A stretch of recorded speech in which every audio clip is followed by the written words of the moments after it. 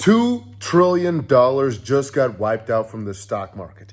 Absolutely crazy if you were to ask me. Bitcoin also just went to what? 81 or so thousand dollars. XRP below $2. Just everything is going down. And really, for the most part, it all has to do with Trump. It all has to do with tariffs, like we were talking about for a little bit. But damn, $2 trillion wiped out of the stock market. I almost can't believe it because the number is just so severe. But I already recorded the rest of this video a bit earlier today, just going over some of the announcements that have been made. And there have been some slight little tweaks with regards to tariffs, but for the most part, ever since the full list of tariffs came out, everything just started to dump and dump and dump. But it's not just crypto, it's every single market. So if you're worried, just keep that in the back of your head, and here's the rest of the video. But if you haven't done it yet, make sure you go ahead and press the like button on this one. Just click, press it, and that's it. The past couple of hours have been absolutely crazy for crypto. Really, I'd say the last 24 hours have been crazy for crypto, with Bitcoin going as high as $87,000 earlier today, or right now dropping back down to 83. You might be wondering again, why is that the case? Why did everything crash? Why did hundreds of millions of dollars get wiped out of the crypto market in just a few hours again, when yesterday everything was looking good? Well, ladies and gentlemen, let me tell you, for the most part, it's Trump again. So the last few days, I've been telling y'all it's Trump, Trumpity, Trump. But really, it's freaking Trump, all right? And for the most part, many of the things he's been saying could potentially be good on the longer term, but on the short term, man, oh man, is this funny. Now, I'll tell you a couple of different things that have happened, right? So just to sum up, over the past 24 hours, we had ourselves 𝗕𝗓𝗪, if you know the crypto project, and they came together with the OnlyFans founder to put in a bid to buy TikTok. Now, that on its own, pretty crazy news. Not much else to say, just diabolical for them to work together. It's just not the collab I would have seen for 𝗕𝗓𝗪, but hey, let them do their thing. We've also had Trump state that Elon Musk is kind of on his way out from Doge over the next few weeks or so. He is going to be out of the whole situation. We also had ourselves FDUSD, which is basically Binance's stablecoin DPEG. It went to 87 cents from $1, which is supposed to be stable at, to 87 cents. And for the most part, that's because Justin Sun went for some very interesting rumors. And I mean, the coin is quite small, so it only lost $150 million worth of market cap or so, but it caused the price to jump down pretty significantly. It depegged about 5%, most others said, after concerns raised by Justin Sun over solvency, but pretty quickly afterwards, it just shot right back up. And Justin Sun's TUSD, another stablecoin, also had some issues after that, but he bailed it out after they had a $500 million hole in the balance due to large-scale fraud. And then also, I believe Justin Sun was put right in the sense that people said, hey, you're not exactly correct. He, however, said that First Digital Trust is insolvent, recommend users take steps to secure their assets. Man, it's just been a lot of back and forth about this. Some pretty crazy stuff. I can see myself here.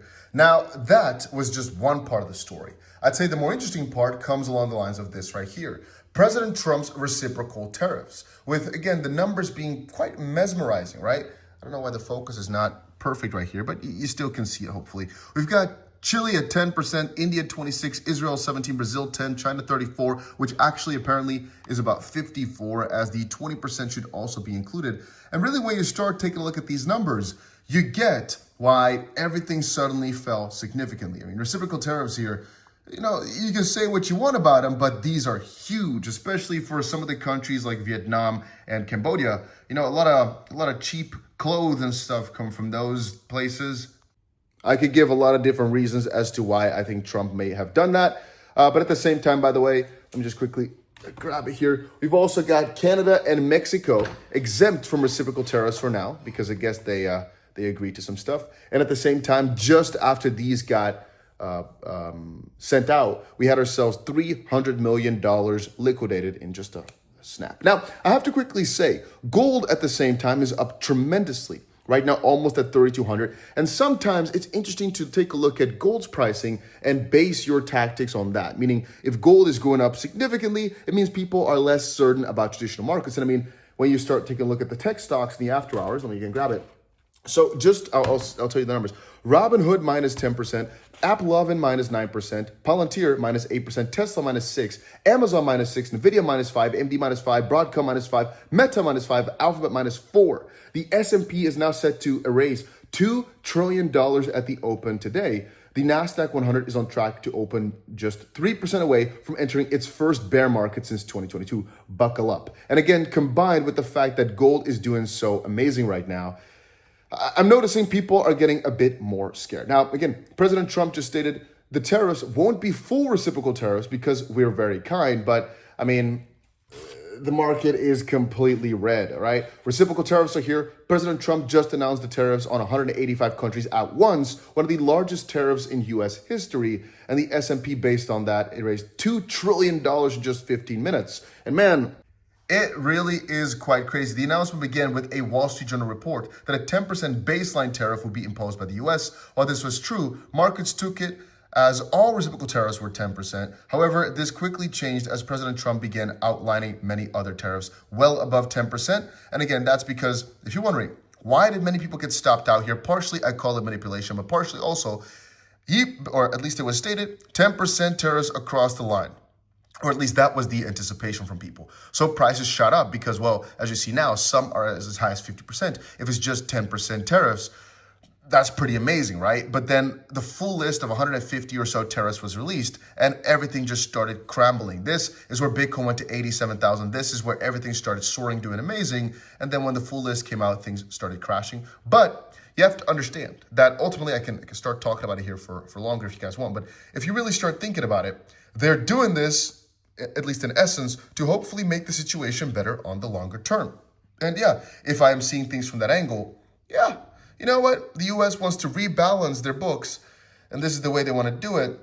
Well, I don't know if their calculations are that nice, because in my opinion, it doesn't really make sense. How they measure elasticity and how they're pointing it out don't really make too much sense to me, but you know what? If that's the way they do it, you can see the market reacted poorly to it. But it just means, again, that maybe our quote unquote value assets like a Bitcoin, like these cryptocurrencies, which should do well when the market's bad, really just become a tiny bit more valuable, or at least people see the need or use for them.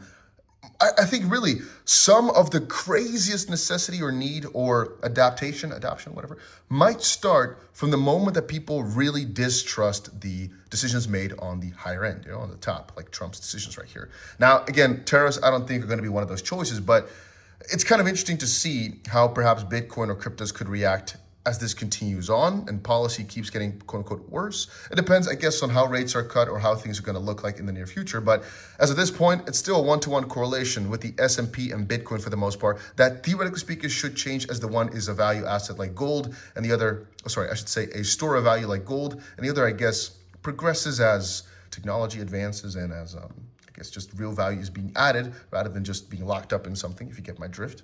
But regardless, the same story still applies.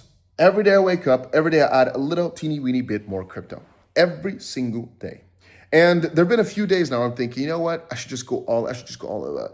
And it just kind of proves my point. If you guys, for example, always try to buy XRP at the $2 something mark, $2.05, whatever, it just keeps bouncing back time and time again. Sometimes it will fall through. You have a little bit worse of a time, but really, it's been bouncing so many times. If you just put your mind into buying dips from the start a few months ago, you would have been up tremendously. It's only once you start giving up or thinking, ooh, maybe things are going to crash hard, that things get bad. And even I myself sometimes think, I should save more money for things if they get really, really bad. But then the counter is, even if they do, as long as you do not get your position liquidated, or if you do then, if you just keep stacking, at some point you're going to find yourself that bottom, and it's going to be generational, because we all know, most likely between September and January, we're going to just flourish.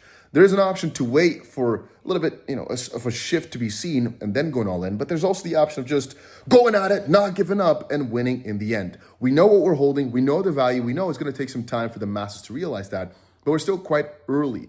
At the end of the day, I still believe that perhaps some of these cryptocurrency prices are going down more than they should because they're trying to make it go down. I mean, the US announced that they're going to try and get themselves a proper reserve, and prices are going down. It really doesn't make too much sense. But maybe just a matter of time, and that's why I just keep stacking. I know which assets I want to hold for the longer term. Those I'm stacking up on right now. In better times, I'll go for crazier and riskier altcoins. Right now, I'm going for value altcoins, XRP, Bitcoin as just not an altcoin. The coin is huge.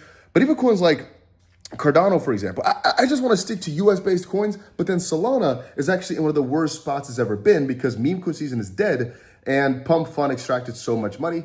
It's going to take some time for that one to revive. Then again, Solana is so freaking cheap relatively, whereas XRP and ADA, they've gone down a lot less. They've been a lot more steady. And from that angle, you might say it's a little bit more undervalued than the other two. But then again, over a longer run, which one do I think will do better? I still think XRP is one of the best ones, but heck, you know what? Those are just my thoughts right now with tariffs and everything.